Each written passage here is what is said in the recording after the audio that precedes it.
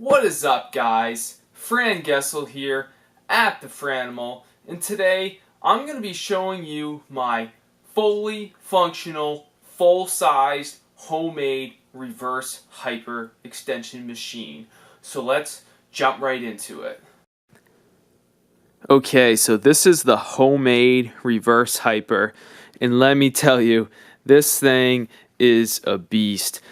I use it all the time and it has not failed on me yet or broken, so that is always a plus. This was actually the first piece of equipment that I made out of every piece of gym equipment here. So it definitely, had some problems when I first made it, but that doesn't mean it's not good. It still held up fine. I just had to add a few modifications, a few adjustments to it, and it's all good. So let's just start from the bottom and just talk about what it's made out of and kind of all the details about it.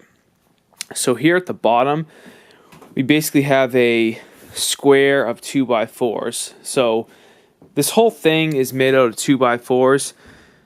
We got them up there, kind of runs horizontal, and we got a nice sturdy base. Originally, I didn't have this horizontal piece there, but it really just added a lot more stability to it when I added that there. And for the side, we have some 2x4s kind of cut at an angle. We got there, and these 2x4s aren't square, cut square here at the top. They're actually cut at a little angle, so this way this piece on top lies flat. We also have another support here that just gives it some more stability. Then over here in the back, we have a piece that joins both of these sides together. We also have another one down a little bit lower, which just gives it some more stability around the center of it. We also got some angled pieces here, which kind of, again, just adds some more stability. Taking a look at the front, we kind of got the same design. Got a horizontal one joining both of the sides together. Those angles giving it some stability. And let's talk about kind of what makes this work. And this is this kind of whole lever arm apparatus. Let's just call it that. So what it is we have some 2x so there's a 2x6, and it's got a hole drilled through with I believe that's 1.25 inches, 1.5 inches wooden dowel, and that holds this here, which is a 2x6 as well, and that allows this to pivot on like that. So the tricky thing about this was I had to notch out this 2x6, because if it was just square cut normally, it would hit up on this right here as it was going. But let me just pull it up here so you can see with that notch, that allows that to get some nice range of motion there before it hits there. There we go, just let that swing. So the range of motion isn't limited with that notch cut out there. You can see there's kind of some metal kind of strapped and shammed up there. That was because when I first made the design, I didn't have those steel ties, and it was a little questionable just because that whole thing was held up there with basically just glue and screws, and it was a little shaky. I was hesitant it was going to fly off and impale someone while I was doing reverse hyper. So I put that steel thing on there just to kind of really reinforce it. Now at the bottom here, you can see there's kind of some metal shammed on there too, because again, it did have some problems. But we have actually a square, like 1x1 pressure treated.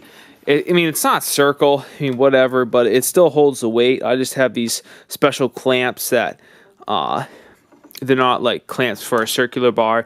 You just basically screw them onto it and it'll hold the weights on there. We just have an eye hook that runs all the way back through there, so that's held on nice and good. Originally I just had an eye hook that screwed in about 3 inches. It actually ripped right out of it when I was doing reverse hypers, and that was not good. So with that there, I really don't have any concerns that it'll fail. And we got 2 carabiners that hold this kind of strap here. This is where your feet go in. And the reason why there's 2 carabiners is because it gives it some more range of motion, some more movement, which is important with this design. Oh yeah, so here are the clamps that I use. So I just screw these on, and it can hold it up nice and tight on that square wood. So that's pretty much the bottom of it. Let's take a look at the top. So the top is basically just a piece of 3/4 inch plywood, and it's got this Vinley wrap on top of it, or vinyl wrap, whatever you want to call it, and it's all stapled to the 2x4s here.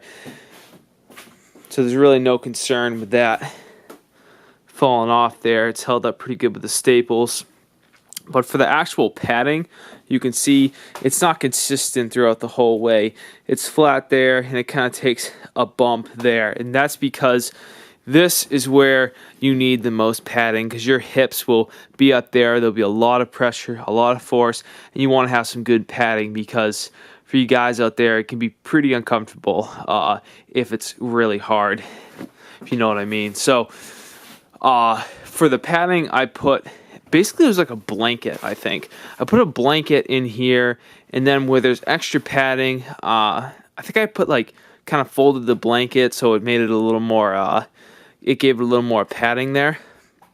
But it's fine right now. If I were to do it again, I'd probably use that memory foam padding that I used on the other pieces of equipment, like this one right here. That's got the memory foam, and oh yeah, that is nice. Look how like contours to your shape. But whatever, I think the blanket works fine. But let's take a look at the handles. So these, I usually wrap my elbows around them when I'm doing the reverse hypers, just to kind of hold myself on it.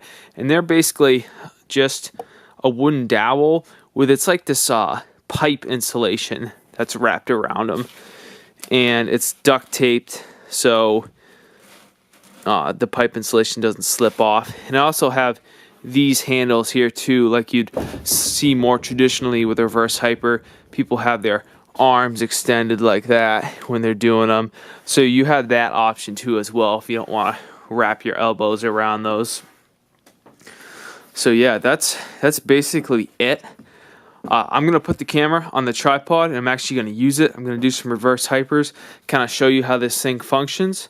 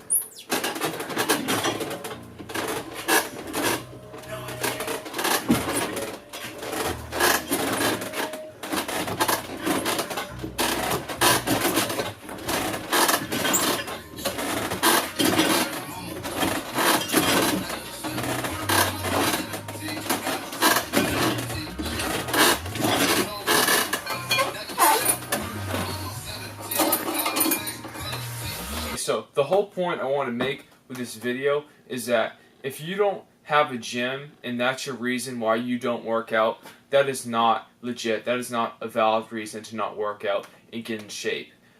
I don't have a gym. I didn't have a gym around my area just because my town is so small and so isolated. So guess what I did? I brought the gym to me and I built one. And that's exactly what you can do as well.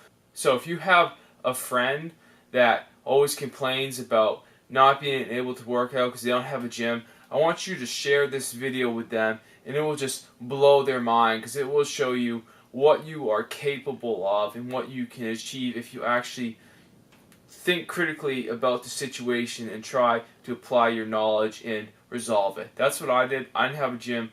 I built one. It's working great, and you can do the same as well. So if you made it to the end of this video, give it a thumbs up. And consider subscribing to the channel if you guys want to see more in-depth videos about each piece of equipment. I can certainly make that. So in the meantime, leave a comment. Thanks for watching. I'll see you guys next time.